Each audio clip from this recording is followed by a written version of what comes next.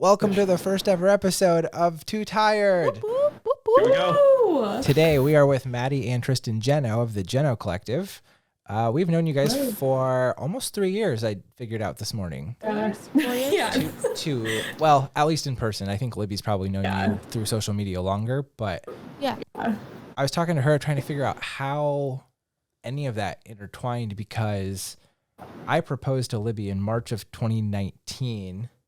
Okay. And pretty sure I already had a session booked with you before we were engaged. And we were going to come up to the Twin Cities for a session that Libby had for an engagement. Mm-hmm. And she's like, hey, I know this photographer through Instagram. She's going to do a session for us. And it turned out to be our engagement pictures. But I just remember after that session, literally you were walking back to your car and we had just gotten into our car and we looked at each other like, we want her for our wedding.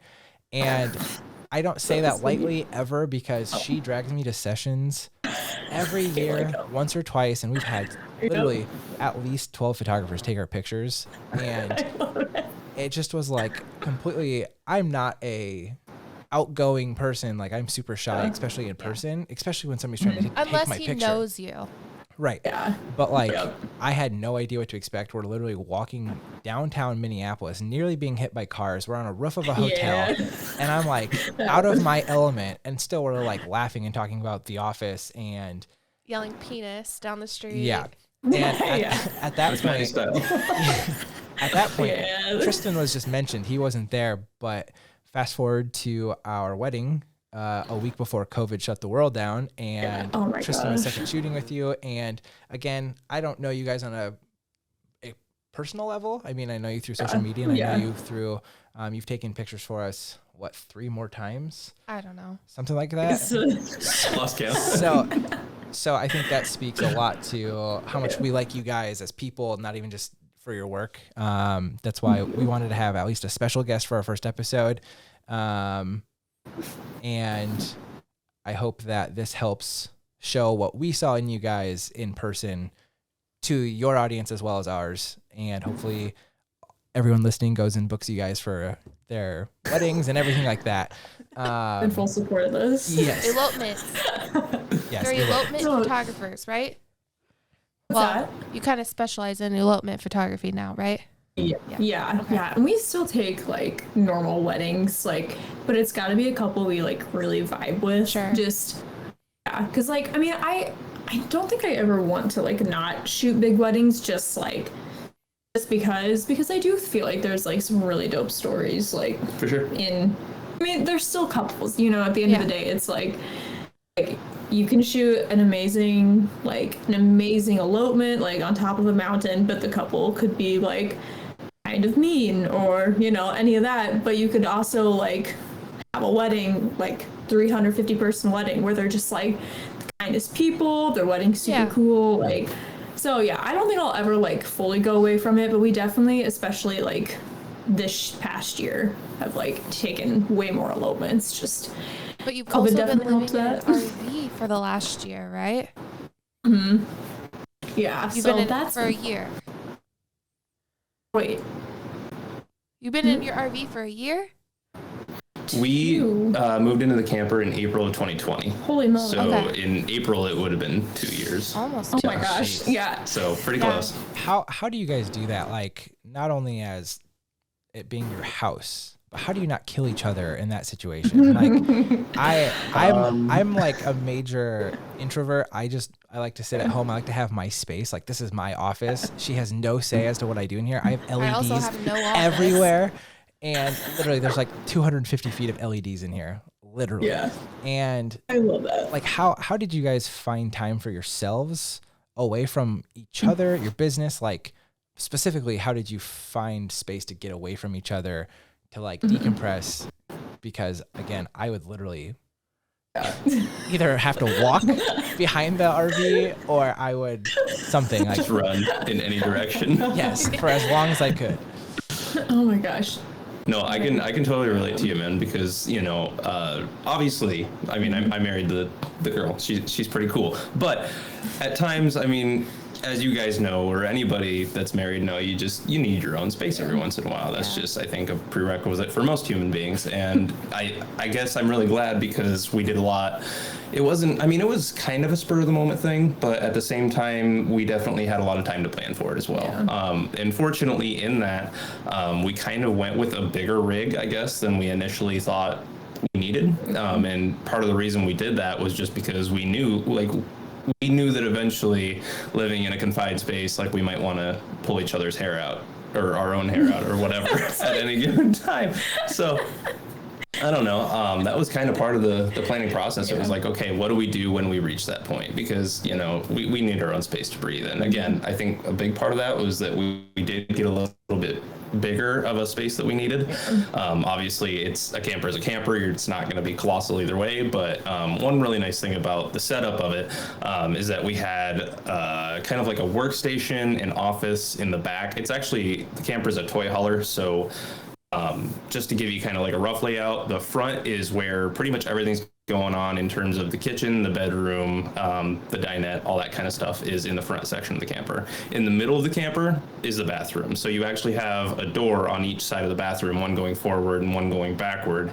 And then in the rear of the camper is where you've got the garage section of the toy hauler. So you've got a big door that folds down.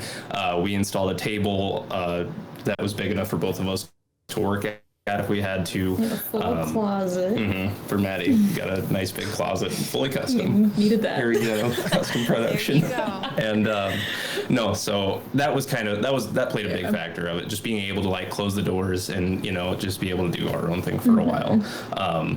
Just find a way to develop our own space while also sharing the better, what was like 280 square feet or whatever it was. I mean, it's just nothing, tiny. But I don't know, you can divide it up and and obviously outdoors is there as well. If you need to, you can step out your front door and go for a walk, hike, whatever you need to do. I was gonna say, I think the outdoors is like the biggest one. Like, I know there was a few nights where like just when you were like playing video games or something, and I don't get video games personally, so that's my. Neither do that's just that can be our next segment, but I know. I'm not even good at that. I don't get them, so like for me, I like being outside, and so like my alone time was like taking the dogs for walks. Like, we were out on BLM land, so it was like nothing. There was like sometimes neighbors, just kind of depends. So but I don't know. I also like chipping onto that. This is really long, but I do think like overall me and Tristan are like just good buddies. And I'm not saying like other couples aren't, but like I think we've always really enjoyed like quality time together. Mm-hmm. Like, I think Tristan needs more space than I think you need more alone time than I do. Yeah. Because I'm like, hey, same. Yeah, like I could literally like never have alone time without him. And I'd be fine. So I think like when we were looking at campers and like we kind of made like okay, these are my necessities and these are your necessities. His like top priority was like somewhere where he can just have like a door closed or whatever, just like away from my neediness. Well, I like alone time, but I like to be like in the same is it vicinity? Did I say that right? Yeah. Vicinity as him. Like, if he's in his office, that's fine, and I'm like in the living room or whatever. I'd like to know we're in the same house area, whatever. Yeah. But we can also be alone. I guess I'm finding out that I'm very similar to Tristan because I like to be disconnected, but again, like I have no problem being by myself. Like, I never have had a problem like through college and stuff. I didn't go hang out with anyone because I had no friends, but I also I stayed at home and I played video games with my friends, and like that's the only way I can hang out with most of my friends. They all live in like actually pretty much in the same area, but they're an hour and a half or more from me. So then like I can jump on here through Discord and I can talk and hang out with my friends for an hour every night and just be like, even if we're not playing the same game, it's still cool to like be able to hang out with people that way. I think that's a really important thing, and it's not only getting your own space, but it's still making time for like that mental headspace to be outside of your own house. And obviously with the pandemic, that was something that we couldn't do. And that was a big reason I wanted to start this. But again, I wouldn't say that we're like BFFs, like, oh my God, let's go get coffee or anything. But like, we're like, hey, let's go watch 10 hours of TV over the next 2 days, because that's also what we do. But that was another big reason we wanted to start a podcast, was we wanted to get out of our house virtually and be able to hang out with people and like get to know people better, because we don't have the time, let alone the ability with a 16, 18, 19-month-old child. And we don't have anything that we like. She's 19 months. Yeah, I got there eventually. We didn't have anything that we could do together, because I go to work until 3:30, 4:30 every day. Then she goes and shoots for the hour of sunlight that there is. Yeah. And then all of a sudden it's 5:30, 6:30. It's time for supper. It's time to put the baby down. And then it's time to go play video games, because she's going to sleep. Or go to bed. So I think I definitely relate to the needing my own space, but I also relate to the whole thing, like wanting to be with the person, but we had to find a way to marry all of that together. Yeah. And hopefully that's what this can become. Yeah. No, and it can be tough, you know. It's like, I feel like it's definitely a skill that has to like be practiced. For sure. Because I feel like when we first got married, like I was like I was so needy. Like, I'll admit it. I came from a big family, and don't point fingers, man. I'm not needy. If you are, like, I'm proud of you, but like I 1000% was like. Okay, I would never call myself needy, but maybe I am. I don't know. I wouldn't say needy, but she was clingy to the point of like, okay, can we do this now? And I'm like, can I go do something else, please? Well, at the Anything else? At the beginning, you know, like when it was just us. Now that I have Elliot to hang out with. Yeah, I mean, I think that's something that. Well, first of all, congratulations! You recently announced you're expecting your first child. Thank you. Get ready for your life to go completely insanely off the rails in the best kind of way. Yeah, the best way. Dude, I think kind of what she was just about to say, like when you're first in a relationship, you have that, I guess when you first move in with someone, you have that weird feeling of, can I go spend time on my own, or do I have to constantly entertain and be with this person? And that kind of is what happened when we had Elliot too. Like all of a sudden we had this balance of like, hey, you can go do your job, I'm going to go do mine, and then we can hang out for a while, and then we can kind of go our own ways. But most of the things that she's going to do is like watch TV, and most of the time it shows that I'm also watching, so then she won't. But with a kid now, we have to also like balance that. And so it's kind of a weird, like, I don't even know. Now there's no time for anything except when the baby sleeps. Yeah. Oh my gosh. I can't even imagine. Your entire life will revolve around your child. Oh my gosh. I mean, I'm assuming you had the typical questions. Everyone was like, oh my God, when are you guys going to have a kid? Which I know is completely not the PC thing to do anymore. And we were having this conversation off camera a couple of days ago. And I said, I think once you have a kid, you now see why people ask you. And it's because you want people to share in that too.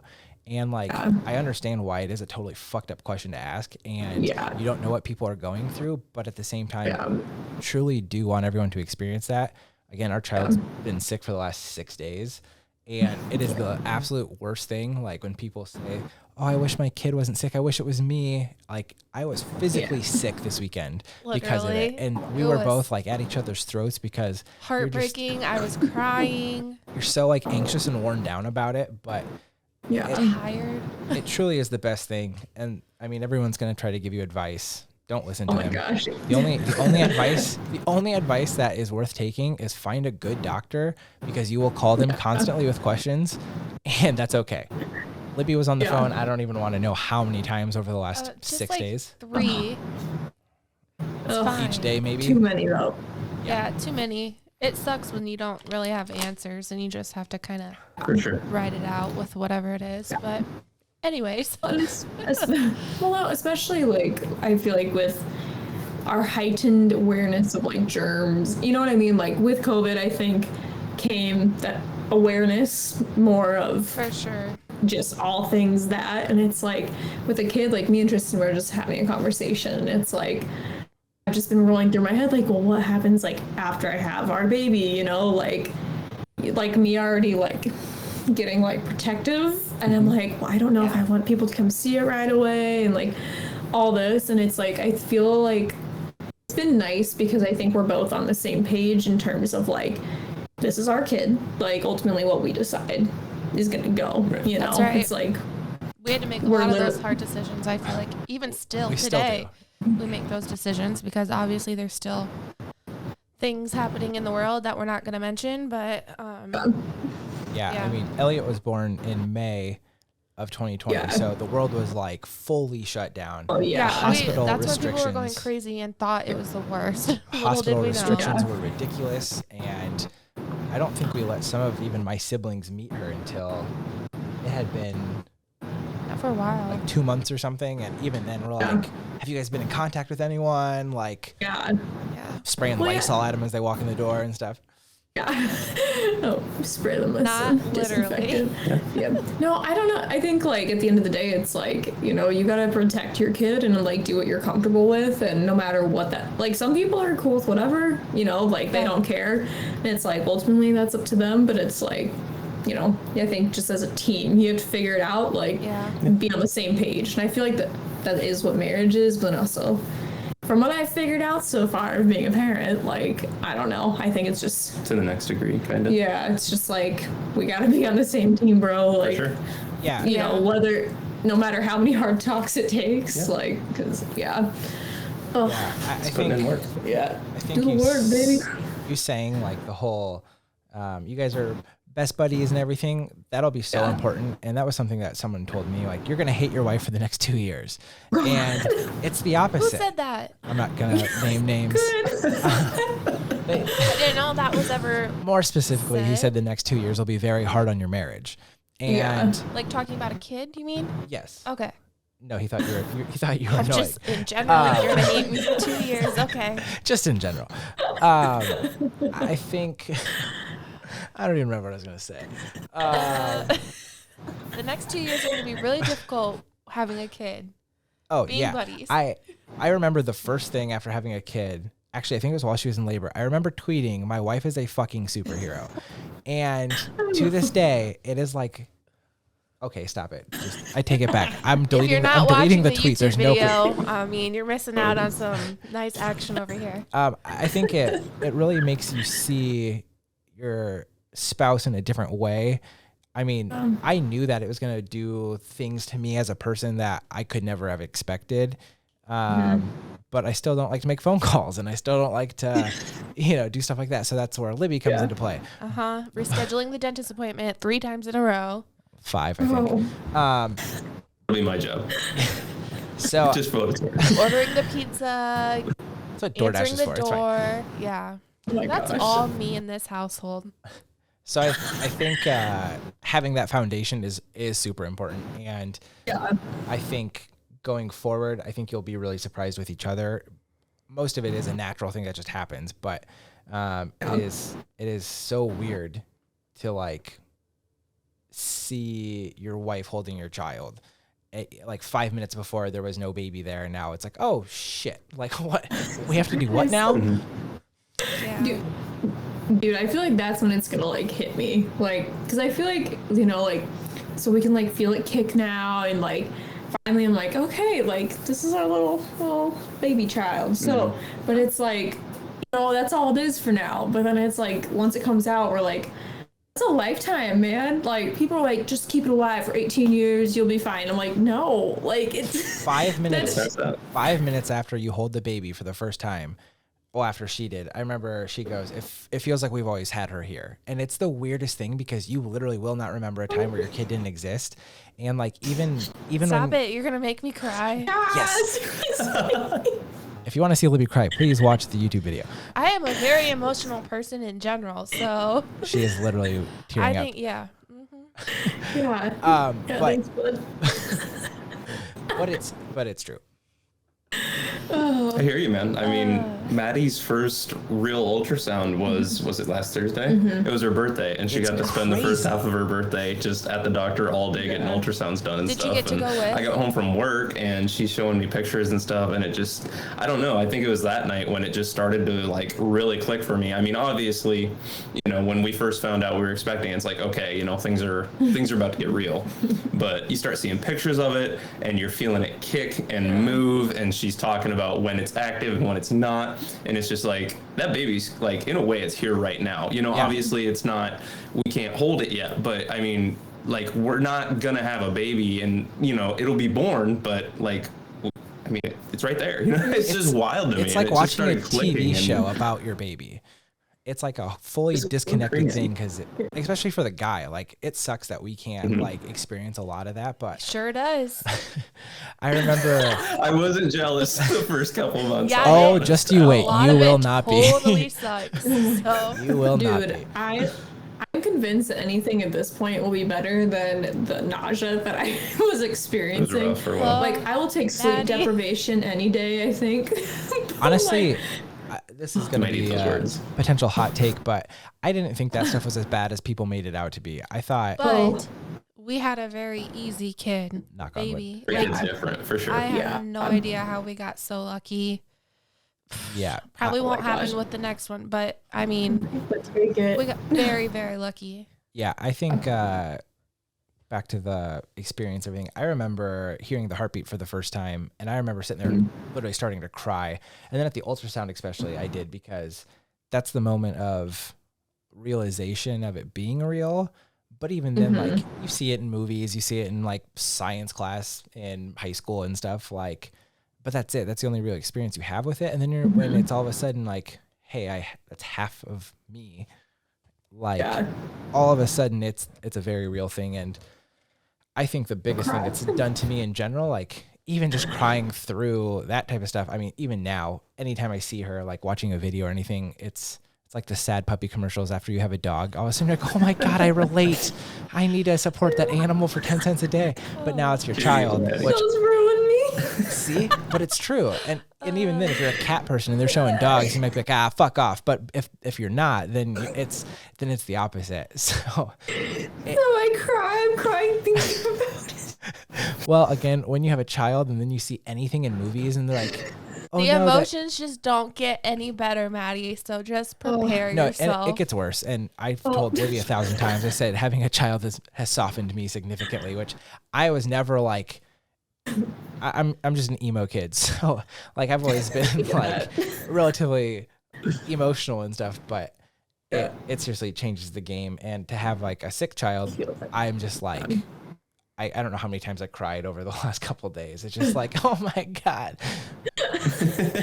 Yeah. Dude, I relate to that though, like the whole like emo thing, because like when me and Tristan started dating, this is not baby related, but like I was like, I'm tough, like, listening to like Mayday Parade. Like, yes. Like, I'm not gonna cry. But then it's like, then I met him and slowly like I started like letting emotions out and blossoming, and then all of a sudden I'm like watching dog commercials crying. Like literally my father-in-law busted me in the driveway like a month ago. I sat in our truck like an hour after I went somewhere, and I was just like, I'm just gonna get on Facebook and like scroll through the videos, and it was like a dog video of this dog who got into these people's apartment, and it was just a miracle. It was like such a good thing. Sobbing, like straight up sobbing, and my father-in-law comes up and knocks on the car window, and he's like, hey, just wanted to check on you. You doing good? I'm like, oh my God, yeah. Like, I'm fine. And I like made up some lie to tell him, and I'm like, if like 16-year-old me could see this version of me, I would be so unimpressed. Mega disappointed. For sure. But it's like, man, I don't mind it. Like, it's good. I think it's the best you. Well, you're really feeling your emotions and yourself. Yeah, you can't really control it either right now. So No. But oh my gosh, have you listened to the new Mayday Parade album? Because it is good. Haven't. It is really. Mayday Parade was my Artist of the Year on Spotify Wrapped again. Ooh. So every year. yeah. That's impressive. Okay. What's your go-to sad song? Like if you're just in a bad mood, what music do you turn on? Or like if you want to get into your feels, like if you want to be sad, like yeah. my go-to thing to do, high school, college, whatever, would just be get in the car, put the windows down, and blast some music and like get in my feels a little bit. Mayday Parade, Secondhand Serenade. Oh. Yeah. Yep. That's probably like the top. No, my go-to. Boney There. This isn't even one. emo. It doesn't even have to be emo though. Like Feather on a Clyde. Yeah, Passenger. Oh, Passenger. That song makes me cry every time. Yeah, that one's a good one. What would yours be? The first one that I thought of was Terrible Things. Yes. Yeah. Yep. That was literally the first one I thought of. I've also literally just vibed to Black by Pearl Jam. Cried to that one. Yeah. Oh my gosh, I don't. It's not like I listen to and I'm like, okay. To her, it's just a song, and I'm like, how? He's literally I can feel the music in my bones. I don't understand. So emotional, and I'm like, okay. Yeah, Mayday Parade is good for that. This is so bad, but do you guys know who Hobo Johnson is? No. Okay, check him out. But he's got this one song, and I'm gonna be honest, I don't know how to pronounce it. Did you pronounce that? Great. Crave Coer. I don't know. Crave Core? Something like that? Something like that. I don't know. It looks French. So it's something like that. And that song, oh man, like weird. I could be having the best day and I'll be driving and that comes on and I'm like, oh, life is tough. Here it comes. Like happily married. Like, yeah, right? Like it wrecks me. Isn't it funny how that happens to me with like YouTube videos too sometimes, but like that's it's weird. Funny how what's weird? YouTube videos make you cry? No. Hold on. Oh. Or music, like how transcending it can be, and then all of a sudden it takes you to like a whole separate parallel universe. You're like single, you're like 21, you're walking down a street and like fantasizing, huh? That's what that sounds like. Am I wrong? It's my separate mental life that I live online. He's being transported. He's not doing it willingly. That's what you do every night, but you into your office. Yeah, when Libby goes to bed, I sit here and fantasize about living in like rural Utah and being sad. Being 21 in a coffee shop. But I don't know. But like listening to like listening you didn't deny it. Because I don't even know where you're at right now. Anyway. I just mean like listening to like OG Mayday Parade songs or All Time Low or something where I had one of those songs as my ringtone when I was like a senior in high school. And I can remember like very specific moments of where I was when that song played on my phone. And so I just think it's funny that almost nothing except music can really do that to you and like make you live a different time period in your life, whether it's a fantasy or not. And it's my separate life. It's just funny how you're like, oh my God, I remember that my phone going off and there was a tornado one time and I was at a friend's house watching Lord of the Rings. Like that's a real memory from a Parachute song. Everything comes back. Yeah, it was Parachute. It was the song Ghost. And I remember somebody sent me that ringtone like junior year of high school. Oh, I feel like for me, like all the memories attached to songs are like usually with like shitty ex-boyfriends. And so I'll be driving and I'm like thinking of how they like broke my heart. But then I'm like, I'm married, it's fine. Just come back to reality a little bit when you're done with the feels trip. But it's true. And like we used to make mixes for each other before we even were like dating. And we gotta tell that story a different day. That could be like 9 podcasts. About the 9 years I was friend zoned. Great. Look what you guys did. How that goes, Libby. Off camera, we were talking about kind of our little setup and how we got all of this started. And I kept mentioning that we just spent way too much money on stuff because I don't like to do anything halfway. I don't like to do anything 90%. I either go 120% or nothing. What is there that you guys either spend way too much money on, or what are there for hobbies that you guys have jumped into that ended up being a little bit more expensive than you expected? Well, we tried YouTube. It wasn't for us. We've still got videos up on our channels. Literally, the Jeno is the channel, and we did that for a while. We didn't go crazy on stuff. We kind of did like the budget adequate setup type of thing. So we literally had like a GoPro with a little Rode Micro Mini on the top of it. It was probably like a, I don't know, $300-400 setup. So all things considered, really not that bad. For vlogging, you can get a lot more expensive than that. Oh yeah. But one of my guilty pleasures that I like to splurge on is headphones. I mean, not that it would show, but we're on $20. So here we are. You two are literally the same. I think I found my soulmate, and it's not Libby. I need to use my $600 headphones to listen to a 4-minute song and then put them back in the box and resume whatever I was doing. That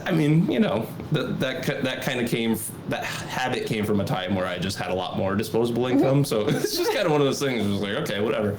And now, I think about spending, $1,000 on a set of cans that I listen to for like probably, 20 minutes, a month, if that. It's just like, wild, but it's really easy to do. Like you were talking about your Fuji camera. Yeah. What'd you spend on that thing? I think I spent like $900 on like. And when's the last time you used it? It's been dead for like a long time, and I think I lost the charger too. So it turns out that you two are also the same. It's true. When you're a photographer, it's like, I just wanted something light that I could bring around, but then I didn't have a prime lens for it. Yep. So I had to like autofocus, and honestly could not figure it out. Like, I felt stupid like trying to like do this. Didn't really want to take the time to learn either, right? No, yeah, that's the thing. Like, I was like, got it in the middle of wedding season, and it's like, it is what it is. But I recorded some really dope videos. Like, I used it for a video. Yeah. And the quality is like super cool. Like, I don't know, and it edits really like grainy. I don't know. But yeah, it's super cool. But yeah, that was probably not my wisest. Yeah, I have a lot of those. I love it. Got a lot of that happening over here. She'll randomly like come home with something for me. Or when we first started dating, Libby comes from a family of gift givers. I do not. And so when we first started dating, in June. And it was Christmas 5 months later, and I swear to you, I walked into her room and she handed me a pair of Ray-Bans, a record player, 2 records, which were like stupid expensive at the time. And granted, this is like 2013.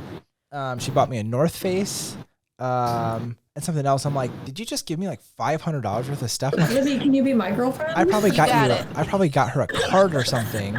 And like, no, you probably didn't even get me a card because you suck at that. Probably not. I literally have to beg you to get me a card for every anniversary, holiday, whatever. She keeps all the cards, and I'm like, thanks for this piece of paper. Thanks, like whatever. Save your $7 next time. I have 7 of these from last year. Okay, but I like sentimental gifts, and I have to beg you for that. And I like to buy myself a bunch of useless podcast stuff. Well, no, you like material things. Anyway, I come from a family of major gift giving. Yeah. Yep, that's her. Yeah, and it's not even like. Oh, I remember. I mean, we love quality time together too, but it's just, I remember waking up, like we would always spend Christmas at my grandma's, and we'd wake up at like 4 or 5 in the morning, which was really stupid, and we'd walk down the stairs, and literally presents from the Christmas tree all the way out to the couch just covered the floor. And it wasn't even like crazy things. Like, my grandma now goes to Dollar Tree and just buys us each like 20 different things, so it's not like it's expensive. It's just fun. But but back to the point of like having a bunch of random stuff that you spend way too much money on. She would like buy me, I talked about doing YouTube at one point, and she came home and ordered me a Rode Video Mic Pro, which was like $300 mic that goes on top of a camera. It's literally in a box back here, and I've never touched it. It's been like 5 years. There's like a studio monitor for the top of a DSLR. I'm pretty sure I bought you like 3 drones, and you return them every time. That is correct. So it's just very impulsive. It's like, oh, hey, I want that. And then she puts a note in her phone and is like, oh my God, he wants a drone. I should go buy him a drone, without any like mental repercussion of, okay, I'm about to go drop $700 on something that he has no idea how to fly. I have no idea if this is the right one. This one says sharper image on it. It's only $40. It's got to be great. No, I buy the right stuff. But it's just like, Maddie, are you impulsive like that? Or if he says that there's something like, man, I've been wanting this, or do you have like a list in your phone of presents and stuff? Because she's pretty easy to please usually. I can like write some sobby note and put in a necklace or something, and she'll wear it for 6 months, and then she'll decide she doesn't need it anymore. Okay. But I don't know. Like, I feel like I used to be a lot better at like giving gifts. I don't know. Like I'm a big gift giver. Like, but I do feel like as we've been together for like talking like we've been together for a billion years, but this is our 7th year together, I think, and so I feel like at this point I've mellowed out a little bit, and I'll be honest, like I don't think last Christmas we did much, and then this Christmas we haven't. So before that, I kept track of like okay, I think he would like this, or I would notice he need a new shirt. You know, one more out. She'd get me things she thought I needed. Yeah, it was probably more like that, but like I don't know. I feel like since we moved into the camper, we kind of just made a pact. Yeah. Like we're not gonna do that. But I am pretty okay. I'm way better. But I used to be really impulsive about buying stuff. But again, that was like when we had a lot more disposable income. You're way better for sure. And you touched on it, but I think a big part of that was the whole camper life thing. We didn't have the space for anything. So like, you know, even if she bought me something I really wanted, like part of it would just be like, do we even have room for this? And when we moved into the camper, it was also just like a big mindset shift of just like detaching from material stuff. So that was part of it too, is just kind of being like, okay, how do we shift from like material to experiences and that kind of thing. So it was kind of twofold on that, but we got room now for a little bit, so we'll see if we start just collecting junk again, or if we could actually stick with it for a while. Because we're moving into an apartment for like 6 months, and I just know it's gonna ruin us. It's gonna how did you space in this cupboard, let's get 2 peppers. How did you guys manage that fine line of like living relatively minimalist, but also like still giving yourself like, everyone's materialistic to a point. Like everyone wants something nice, whether it's your expensive headphones or not. So how did you guys like really deem what was necessary versus what was the couple luxuries you're going to allow yourself to have? You were better at that than I was. I had a lot of problem like holding on to items and getting rid of them. Well, like stuff like from our wedding, I was like, I can't get rid of this like dried like greenery that was on our like wedding table, which is like stupid. It's like, me, it's a leaf. Like get rid of it. Literally, like no. I had a mug. It's going in the box. A mug full of leaves. I was like, I'm just gonna take this to the camper. It's fine. I'll decorate with it. But I do think like when we first moved into the camper, it was easier, at least for me, to like be like, oh, I'll use this, or I'll decorate with this, whatever. But then like once we lived in it for a while and kind of like figured out like, oh, actually like it's a pain in the ass to like move this every single time we move, which was sometimes like every single day. It was like, okay, like actually this doesn't make any sense with where we're at in life, and we planned on being in the camper for a while. So it was like, I think after we'd been in the camper for a little bit, that's when we started to like weed stuff out. Yeah. And then like after the camper got stolen, I think that was like the ultimate like detachment for us. We're like, okay, like we don't need anything. I mean, really, it's like... Yeah, no, the short answer to your question is just trial and error, honestly. Like Maddie said, we move in and we're doing it for a while, and all of a sudden you start like tripping over stuff, or just like realizing that like something in the corner has a layer of dust on it this thick, and you're just like, okay, like clearly that's not something that's critical to my everyday life. Yeah. So do we, scrap it all together? Do we just throw it in my dad's basement for when we do need it? What do we do?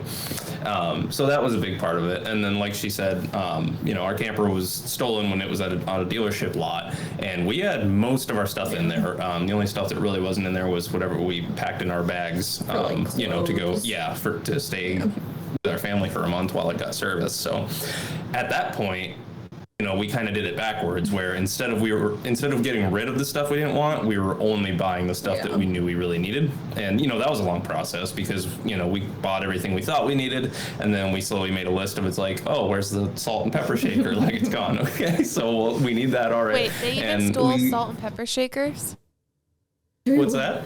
They even stole your salt and pepper shakers? Oh, they stole everything. Yeah. I'm talking down to like our spices, like What the I'm talking like Q-tips? Not the oregano. The cushions off our dinette they took. I mean, literally like everything. It was stripped. That's So Except Very for odd. our national park maps. Yeah, they they didn't care about kindly that. left all of those scattered. I'd been like collecting them, and we walked in. I was like, damn it. it's a sad thing. That's very No odd. lab. But yeah, so I guess, like I said, it was trial and error for a while, and then eventually we were kind of forced into the position of like, all right, scrap it. We're doing Yeah. everything down to the bare bones. We're getting exactly what we need and nothing more, and that's kind of where we landed. Yeah. So we're doing pretty good. Again, moving into an apartment, it'd feel pretty empty if like we didn't get anything. So like, obviously we're going to get a couch. I'm going to get my TV back out of storage, that type of thing, just to kind of make it feel like a home for a while. But at the same time, we're trying not to go too crazy to where it's like, okay, when we decide to hop back into the camper, we don't need to do this whole entire purge again. Yeah, So, 'cause that is a pain. Like, because it's hard, because I feel like as you get older too, it's like you figure out like what you like. You're like, okay, like I found this bed frame that I'm obsessed with. It's like hard to like let go of that stuff. So there's certain things that I kept a table that I was like in love with. Like, we got it for our first apartment. It was way too big, did not fit right in there, but I was like, I love this thing. We bought it like on Facebook Marketplace, and so we have like that in storage, his TV, and then this nice lamp that we're using as our studio light. Hey, it works. Yeah. It's stuff with multi-purpose, you know what I mean? Like, if you can have one item that serves three purposes, it can stay. If you have one item that like you only use once in a while, it goes. So, yeah. How does your mentality on the whole RV life change? One, after having something like having your RV stolen, but also like the freedom of it, of being able to go wherever you want to, whenever you want to. Like, how does the positive and negative clash in a way that makes you want to keep doing it? But also, how does like the news of finding out you're expecting your first child, like how does that change in your brain, like that whole concept? Whew. Double He's getting loaded. deep Okay. over here. Yeah. I love. I don't know. I think like it was really hard like when it got stolen for like the first few days, because it's like It was discouraging. Yeah, for sure. it was like- just kind of made you want to be like, made what you- bother? Yeah. But that's the easy thing to do, is to just like pick up your ball and go home and be done. I don't know. It was hard at first, but in another way, like it was really encouraging once we kind of started to like, see it kind of come back to life as, like I said, we started to get new stuff. It was all stuff that we really, really wanted. We didn't buy junk that we didn't want or whatever, like all of the crap that we had just sitting around accumulated was gone, and it was kind of starting anew, and it really felt like a new chapter in life to me.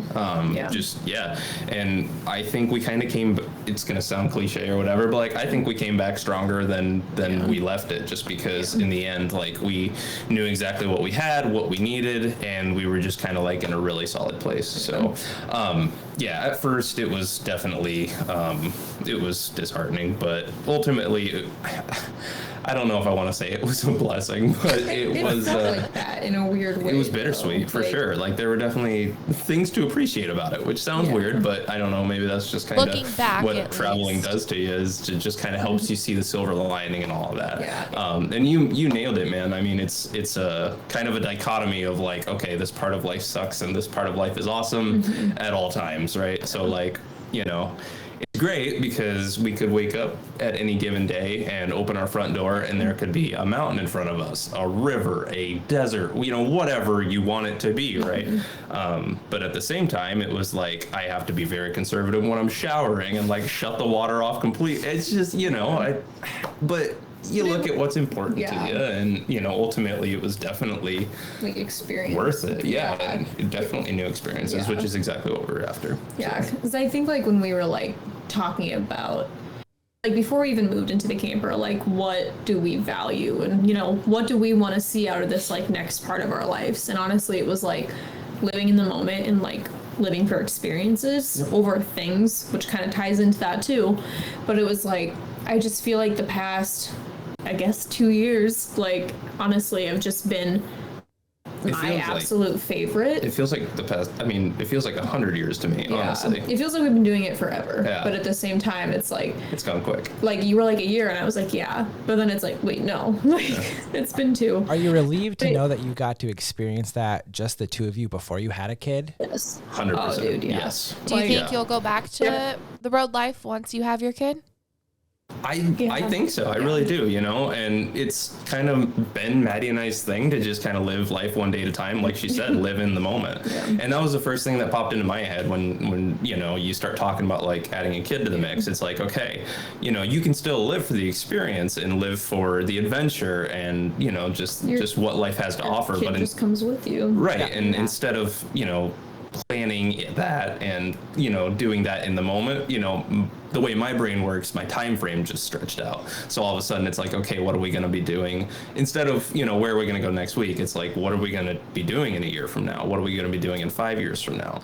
But none of that is prohibitive to bringing the kid along with us and like, you know, it'll make it better. Experience the adventure. Yeah, for sure. Yeah, in a lot of ways, especially once they're older. I feel like a baby is just going to be like an additional challenge, which and it's fine. Like, I mean, we'll get through it, and you know, who knows? Maybe we'll hate it. I mean, I can't say for sure. But I feel like we want to try it. The very baby phase, like the first 3 months, it goes so fast. Like, and then they're not potatoes anymore, and then you can like.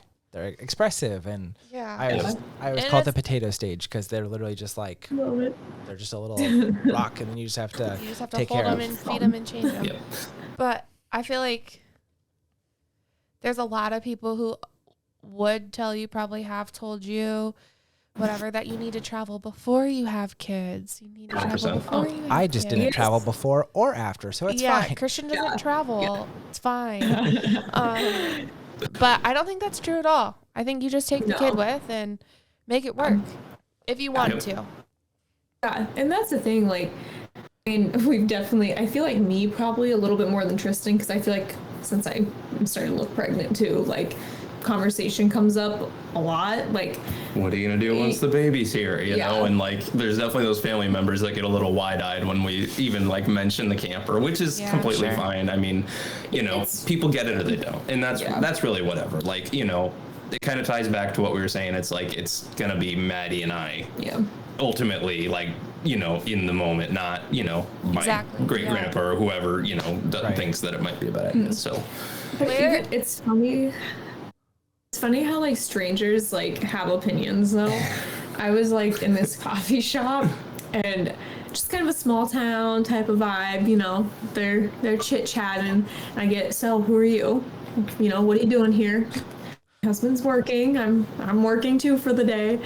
And, you know, then they start asking me lots of questions and eventually leads to, yes, I'm 5 months pregnant. Like, and they're like, okay, so like, where do you live exactly? I'm like, well, I'm from Iowa, but we travel full time, so Iowa, I guess. And they're like, are you planning on living in it with a baby? And I was like, yeah, like that's our goal. You know, if we hate it, you know, we'll move on. But for now, like that's what like we really want to do. We don't want to just like stop traveling because we're having a baby.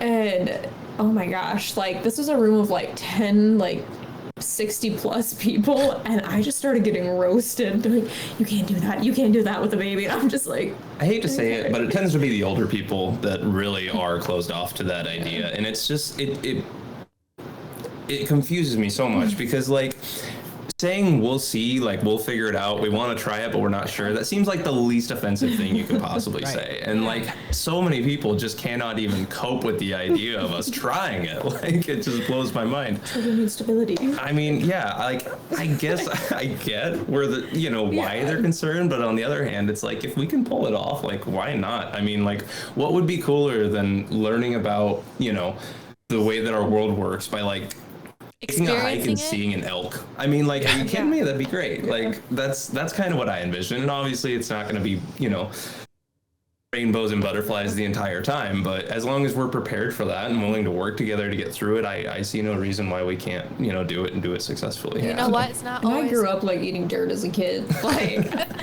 and like drinking like Iowa Creek runoff water. So like kid will be fine. Like, like outside, you know? Well, it's not always rainbows and butterflies just living in your house in small town Iowa either. So yeah, true that. Exactly.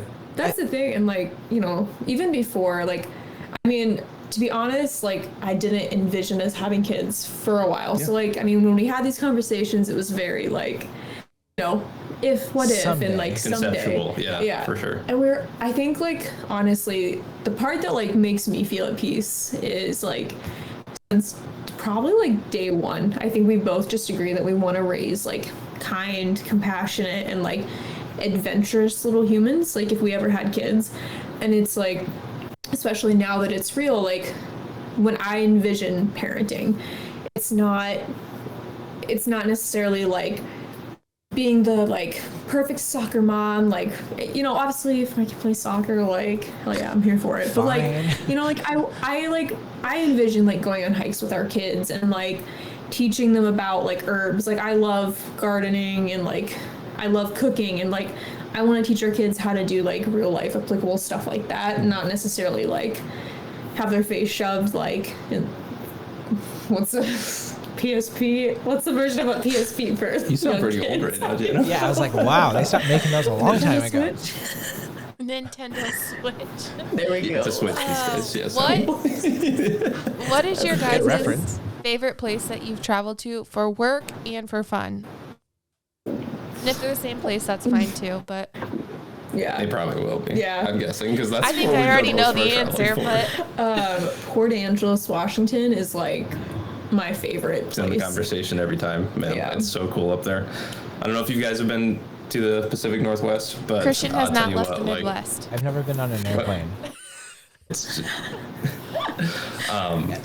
it's like a whole different world. I mean, it's really cool. And Port Angeles specifically is kind of like feels like a second home to us, just because Maddie's grandparents lived out there for a long time, and I think they still do actually.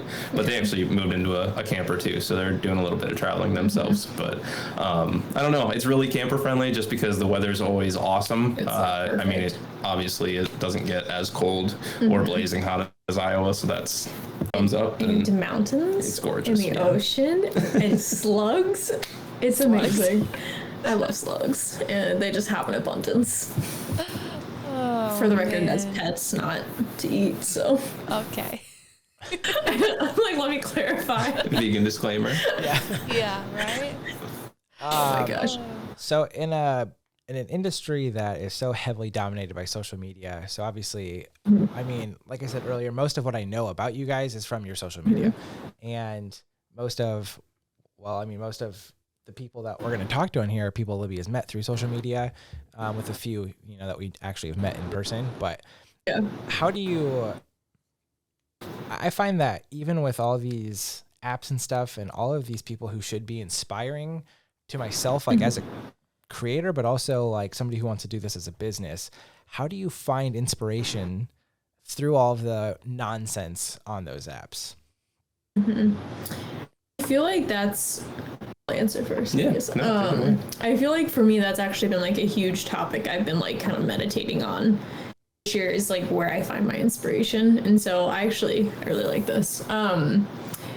So I guess for me, I think one of the biggest things is like following creators that aren't in the same industry as me. I think that is a huge way for me to like get out of my own bubble, because it was really easy. I was at a point like a few years ago where it's like I get on Instagram and it's like I'm seeing this amazing work of photographers who are like, I mean, they're so good and they're shooting in places that I want to shoot, and it almost felt like I don't know, it made me feel bad. But when I look back, it's like I was jealous of them, because it was like, man, like, you know, I don't know, like I'm in Minnesota right now, or I'm wherever. And yeah, once I was able to kind of like get out of my own head and just like start following other creators just because I truly enjoyed them, not because like, you know, just because, oh, they're a really good photographer. Like I actually snoozed a lot of people or unfollowed them, and it's like their work was amazing, but it's like I didn't resonate with them as people. I liked their work. And for me, like, there was a big disconnect there. So, like, for me, like, when I follow people now, it's something where I really, like, I like to see their personality shine through and feel like I can connect with them. And yeah, in different, like, different circles, not just photography. Like, I feel like for me, like, I love music. Music is a big one. And then even, like, movies. Like, I don't know, I feel like movies can be a really inspiring thing to watch. I don't know one off the top of my head, but like there's some that like are literal pieces of like art. You know, you watch them and you're like, okay, like there was like a lot of effort put into like, you know, the color grading of this or, you know, whatever it might be. And I feel like that for me has been like really helpful. And then like when I feel like I'm starting to get like that twinge of like either uninspirement. That's not a word. If I'm feeling uninspired or like jealous, which I feel like it was my big issue, I honestly just like have to get off of social media for a little bit and just detox my brain. And honestly, being in nature is like my biggest, like, if I can go like out to like Moab or Port Angeles or wherever, for me, like I go out there and I'm like, oh my gosh, like I could create this and I could do this. And like for me, that's when I'm like zoned in. I'm like, it's not about other people's work. It's not about, you know, what they're creating. It's about like what's in my head right now and what I can do. So for me, that's my 8.5 cents. So are there any specific creators, photographers or not, that you think our audience should also be following and paying attention to? Well, I feel like this is like super, like in my head, I feel like everyone follows her, but India Earl is like a huge inspiration for me as a photographer. Just like, I feel like she's a very down to earth, genuine person. She doesn't like give a shit what other people share, post, like she's on her own wavelength. And then you don't have to say two, just Tristan can pick one after he answers the question. I don't even know. I'm so bad with usernames too. I'm like, I just that's why I said no pressure. Just if there were any off the top of your head, you know. No, I'll think of something. It'll hit me like before we're done. I'm like, oh yeah. But I agree. India is like one that was the first, like when I first started my photo Instagram or whatever, she was like the first one I followed, and like every day I'd see her work and be like, I want to be just like her. Yes. But I'm nothing like her, but you know, she's still a huge inspiration, I think, for a lot of photographers, honestly. Yeah.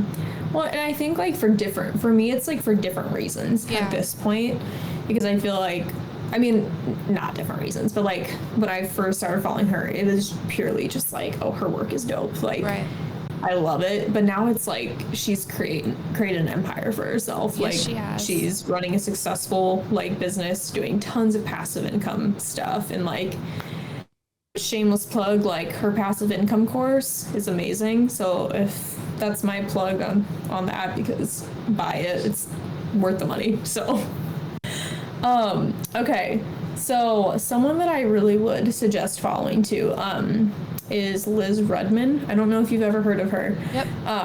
She's a friend of mine down in Kansas City, and her work is very good and like just very genuine.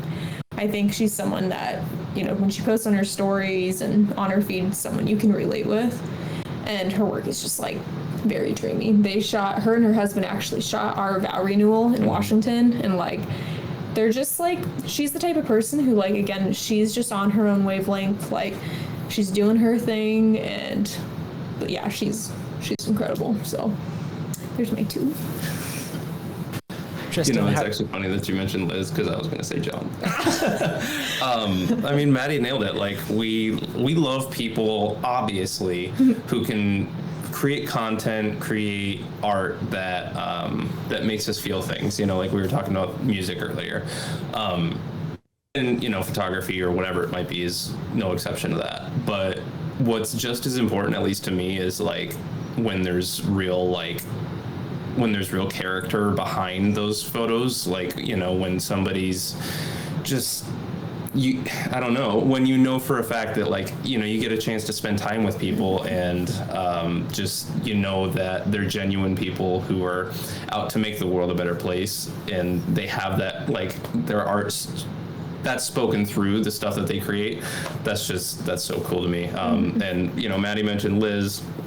She's married to John Stambaugh, who is by far one of my biggest role models, just when it comes to the character of a man, and not only that, but a skill in a man's craft. And the guy's just rock solid. So Maddie actually surprised me with a gift, and he hosted a retreat out in the Pacific Northwest. We went out to the coast of Oregon and just spent a few days out there, just probably 8-9 of us guys, just kind of being dudes and getting footage and, you know, loving on one another. And it was awesome. It was a really cool experience. And I think he's still doing them. I think they're called Numa retreats is what he calls them, but I believe those are still going on. But yeah, so he's definitely the first guy that came to my mind. It's just somebody who not only can inspire me with the content that he creates, but just in the core character of who he is as well. It really, really speaks volumes. So one of the biggest questions that has really stuck in my head from college was, I had a teacher who would always say, you're only going to be here for a little bit of time.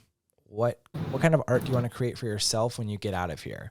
And to this day, I still don't have an answer. I mean, I'm almost 30 and I'm still like, I don't know. Like, it's not the picture of my supper on Instagram. Like, it's still something. Exactly. And that's why, again, this is a way for me to, like, have to shoot video, have to shoot audio, have to get into editing, you know, kind of dip my toes in a little bit.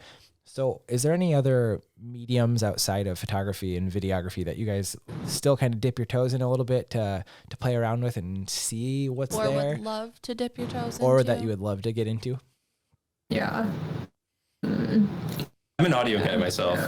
You know, I've been a sound engineer non-professionally for, I mean, at least 4 or 5 years through the church here in Ames, and then when we moved up to Minneapolis, I did it with them as well. So that's just kind of my thing. I don't know why. It's just kind of always been one of the languages that I speak, is just kind of sound and the nature of it, and kind of the power that it can have through music and several other forms. And that's definitely been my thing that I've had a lot of fun with. Yeah. This isn't necessarily like creative, I guess. I don't know. But like, I really, really like rock climbing, and I would really like to, like, can't do it right now because I'm pregnant and everybody says I can't, but but anyways, but let everybody else tell you what not to do. I'm terrible. No, I really would love to, like, really get into it. That was like something I really wanted to invest in, and it just didn't happen this summer. But then, like, bouldering, like, I love bouldering, and it's like one of those, it challenges me mentally, like, and physically, because it just wrecks your fingies. But, you know, but that'd be something, like, I would really like to get into. Like, I'm not creative, but I've always wanted to get into rock climbing. I'm a huge American Ninja Warrior fan, and a lot of those people come from rock climbing. And every time he's like, when we move to Des Moines, I'm joining a gym that has a rock climbing wall. And then, like, after watching Free Solo, and then Dawn Wall is one of my favorite documentaries, and Dawn Wall is just like, it's such a good documentary, but those guys seem so genuine, and like Alex Honnold, and like to see those guys on social media, since they're just so not social media people, it's just really funny to see some of their stuff. But it's just so inspiring to me, and in such a weird way, because it's like, wow, he climbed a rock, cool. But when you see the scale of that, and especially in Dawn Wall, when it's like, all right, it took him 21 days or whatever, and it's just this alien concept. No, I feel like it doesn't really, like, register to people too, like, actually how hard rock climbing is. Like, I mean, I was one of those people. I remember the first time I tried it, and I was like, oh yeah, I'm, like, kind of cocky in my own head. Like, even, like, we took, like, a pottery class the other day, and that's exactly what I thought. That is what I would want to get into, is pottery. But anyways. Yes. Well, yeah, so good luck. Harder than it looks. Yeah, it's apparently just like rock climbing. I, like, had all these like all of these screenshots of like bowls and cups and vases that I wanted to make, and I was so bad. I wish we had the blobs to show you just what they're being fired right now. So we just went on Saturday to do it. But yeah, it takes a little bit more skill than I took a bunch of clay classes in high school and some in college, so I'm intrigued to see what those turn out to look like. Yeah. You guys should totally go to the studio we went to sometime. It was actually a lot of fun. It was a pretty good way to kill a couple hours. Yeah, and they were super like just nice and informative. Yeah, like people. I don't know. That was in Ames? That was actually in Des Moines. Oh, okay. What was it? Kinsler Studio is the name of it. And they were like all super nice. I think it's run by a family from when I looked online. But yeah, so I get cocky in my own head. So yeah, I remember like the first time I was rock climbing, I was like, I'm just gonna like go right up there. And I remember leaving and like my fingers cramping so bad that I had a wedding to shoot the next day. So I'm walking around and my hands are just like this. God. And I'm like, okay. Like everybody smile. And it hurt so bad. Like I couldn't unfold my fingers for like 3 days because I like, again, got so cocky in my head. Like I was like, I'm not tired. I'm Go gonna hard. keep going. Yeah. And kind of like what you were talking about, Christian, like if you're going to go for something, like go Spend at $1,000, it's fine. because that's what I did. And don't do that. Don't be like me. All right. Well, we're hitting about an hour here. So we kind of want to do like little hot takes or like rapid fire questions every time we kind of end an episode. So you guys pick. Do you want to do hot takes or do you want to do rapid fire questions with just quick answers? Rapid fire. Let's do it. Let's do rapid Okay, fire. they're all kind of For lighthearted. rapid fire, So. can you direct it at Tristan or I? So that way we're not like, I mean, it can be a one-word answer. Then let's just say Maddie answers first, Tristan answers second. okay. All right. Okay. That works. Okay. Yeah. All right. Favorite trashy TV show? Selling Sunset. Oh yeah. Trailer Park Boys. Oh. Most overrated movie? It can just be one you've seen all right. recently that wasn't as good as you thought it was going to be. Is it John? Something John? Just, it's a romance. John. Oh, Dear John? anything. Yes, Dear John. Thank you. Anything Nicholas Sparks. I wasn't impressed by Infinity War, honestly. That's fair. Hot That's take, fair. I know, but I just, my heart wasn't into it. I think that was the problem. But What's one of the favorite movies you guys have watched recently? Captain Fantastic. All the time. gotta love the crunchy movies. Yeah. It's gonna be pretty cliche, but Pulp Fiction, just watched it recently, and it was just like, It's good. It's good. Every time. it's right. Favorite book? I can't see the list, man. Oh, Okay. I have it too. Scary Stories to Tell in the Dark. Don't read books. Yeah, I don't know. It's fine. I was a book kid. Do either of you have any reoccurring dreams? I bet Maddie does currently because she's pregnant, but I always have dreams that like I'm trying to escape from my childhood home, even though like nothing happened. I know that sounds really bad, but like I'm always trying to cross the creek. We had a creek, and I never get across. So that's it. It's really weird. I haven't really had any lately. Like when I was probably, I don't know, 18, 19 years old, I would have, I had a couple of them where I would be like out in my childhood home actually, and just, I'd be like trying to, it's almost gonna get heavy, but like I'd be like yelling at my family trying to talk to them and nobody would acknowledge me at all. Like I didn't exist. yeah. I know it was big step, but haven't had it in a while, so it's things are better, I guess. I always had one of Jim Carrey's The Mask. There was a commercial where the mask would pop off and his face would get really big. Oh. I never even saw the movie, and I constantly had that dream. And then I have another one where my aunt and uncle are here, and their dogs look like giant porcupines, and one of them always bites me. No, I need help. That's a good one. We should all go to therapy. Yeah. Yeah, probably. I don't ever remember my dreams. Next week on the podcast. Anyway, do either of you have road rage? Yeah, the first, yeah. Our first like month in Minneapolis, I cussed people out often. Yeah. I am very spur of the moment on road rage. So like I would say 98% of the time I'm pretty cool. But if somebody does something stupid or I am just not in the mood, I can get after it pretty good. So what's your Legal reasons, most this is a joke. what's your most irrational fear? Coyotes. Did you say Audis? Coyotes. Oh. Like, I'm scared that they can jump through windows and eat me, like, even as an adult. Gosh. So I thought you meant, I that's thought you said Audi as in like an Audi belly button. I'm like, what the heck? Okay, if I can have two, I was also scared of pregnant ladies for a really long time, so, how the turntables. Yeah, the tables have turned. You give birth to a coyote, you're screwed. I know. She looks in the mirror and she's like, ah. Tonight's stream's gonna be messed up. Any weird, He didn't answer. oh, sorry, Tristan. You can I wish answer. you would have gone because I can't think of an irrational Okay, well then we'll fear. just keep going. What is yours? Do you have one? I We should really, answer some of these too.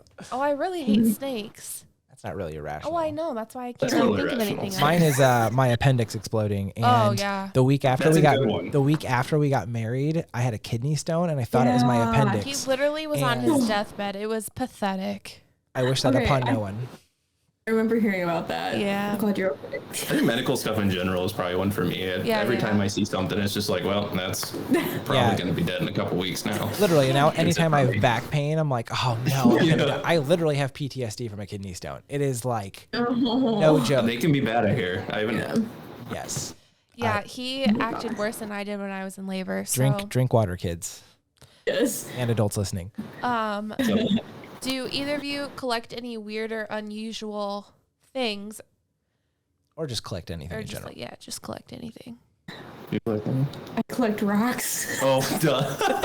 Duh. She doesn't even. Maddie is the type of collector where she gets as many of one thing as she can, and then she disperses them throughout the entirety of our lives. So like, there's probably like 5 or 6 rocks in our truck, They're truck and rocks. 100 in the camper probably, and And then I I'm have sure a a few in pocket the rock. bedroom. I have one for my pocket. She's got rocks for the moon. She's got rocks for the sun. She's got rocks for the sea, the mountains. Yeah, it's true. She's got lots of rocks. I've got a couple of old Zippos that I've found. Like, I'm an electrician, so like I find them sometimes, and I've actually found like some pretty cool old ones. And then I bought a couple that I just kind of thought were neat. So I think that's probably the one item I've got the most of, if you don't count like video games. So Christian, what don't you collect? Yeah, so a little impulsive on things. So I have a bunch of vinyl behind me. I have some Funkos, Some? Funko Pops back here. What else do I collect? Legos, keychains. I have keychains. My mom bought a house across the street from a 95-year-old woman. We went down into the basement when they saw the house for the first time. There was this pegboard on the wall full of old keychains. The guy Nice. the husband of the couple that used to live there, died several years ago and was a lawnmower repairman. And he just acquired these keychains from companies, from stuff. So there were hundreds of them. They're like, yeah, So we're gonna guess who has them now? we're gonna throw all these away. And I looked up one on eBay and it was worth like $10. I'm like, you're just gonna Yeah. throw these away? Yeah, but like, where are they right now? They're in a box downstairs. That's fine. Yeah, in the basement. We don't live in a camper, so it's fine. collecting Yeah. money, you know. that's right. Oh, Lord help us. Appreciating as we speak. That's the word. All right. What is the best way that we can promote you? What do you want Where to can plug? we find you? How about that? Ooh. Instagram. Instagram is probably where we're most active. So if people want to follow our photography, we're obviously the Jeno Collective, or our little camper page, the Genos. Genos, yeah. Yeah. So if you search up Jeno, you're gonna find us somewhere online. So Well, and we'll make sure to tag you in a post when we put this little episode out there into the world. So it'll be awesome.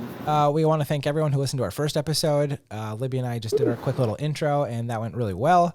We want to make sure that everyone watching on YouTube's are going to subscribe. If you're on Apple Podcasts, Spotify, Google Podcasts, make sure you're following there. If you're on Apple, give us a 5-star review. It really does help. Follow us on all social media. TikTok is going to be the one that I really want to focus on, and we're going to post some fun stuff there. Eventually. Eventually, if Libby ever sticks to anything that I plan. If anyone has an idea or they want to be on the podcast, shoot us an email at wearetootired@gmail.com or message us on Instagram. Do you have any of those? No, just a big thank you to Maddie and Tristan for being our first guests. Whoop whoop. Heck yes, thanks for having us, you guys. I would love to have fun. you guys back in like 6 or 4 7 months. Well, yeah, the Yes. day after you have the baby. We want to know how it went. Yes. We'll text you. Hopefully like 3, 4, 5 months after you guys have the baby and get settled, we'd love to hear kind of how stuff went and to see your perspective now, because I mean, we can tell you that it's going to change. It's going to be such a good thing, but like even life as a creative and how you want to That show work-life that off. balance, man, it'll get you. Yes. Dude, I don't know how you do it, so kudos to you. Like, Not just me. It's You're all, about to find out. all parents. It's hard, but make it work if you want to. So, Yeah. but thank you guys so much. You guys are the best. Yeah, thank you guys. Seriously.